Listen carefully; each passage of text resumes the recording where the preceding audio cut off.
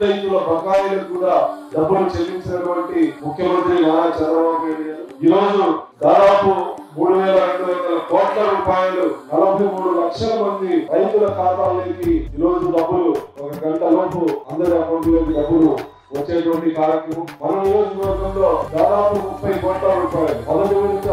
30 కోట్ల రూపాయలు 43,000 మందికి రెండో విడత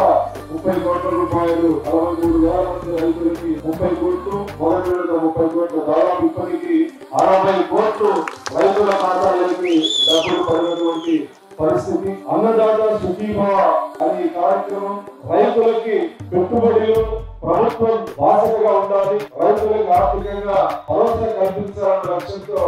ఈ కార్యక్రమాన్ని నిర్వహిస్తాం. రాష్ట్రం ఆర్థిక అభివృద్ధి ఆర్థిక పరిస్థితి క్లిష్టకరమైన పరిస్థితుల్లో ఉన్న ఏ సంక్షేమాన్ని కూడా ముఖ్యమంత్రి గారు విస్మరించకుండా ఒకవైపు సంక్షేమం, మరొక వైపు రాష్ట్ర అభివృద్ధి, మరొక వైపు పరిశ్రమలు, ఈ విధంగా అన్ని రంగాల్లో రాష్ట్రాన్ని ముందుకు తీసుకొచ్చేటువంటి గొప్ప నాయకుడు నారా చంద్రబాబు నాయుడు అనడానికి అనేక ఉదాహరణలు ఉన్నాయి.